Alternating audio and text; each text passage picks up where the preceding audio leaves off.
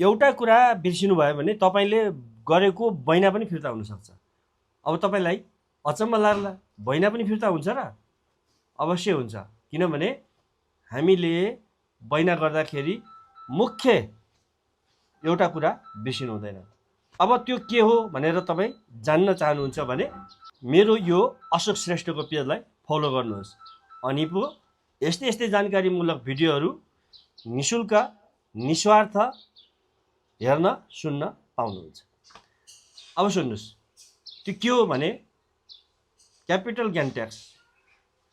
तपाईँले प्रपर्टी किन्दै गर्दाखेरि घरको मूल्य फिक्स गर्नुभयो, जग्गाको मूल्य फिक्स गर्नुभयो, बाहिर र सेलर मिलेर घर र वा जग्गाको मूल्य चाहिँ फिक्स गर्नुभयो, तर के बिर्सिनुभयो भने लाभ कर कसले तिर्ने, कति तिर्ने, त्यो कुरो बिर्सिनुभयो।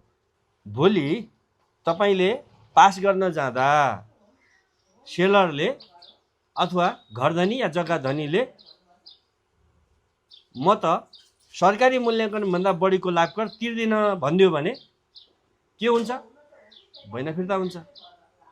त्यसैले सुरुमै बैना गर्दा हामी थैली यति राख्ने र यसको लाभ कर तपाईँले घर या जग्गा धनीले तिर्नुपर्छ भनेर सुरुमै करारनामा भयो भने तपाईँलाई पछि यो झन्झट बेहोर्नु पर्दैन।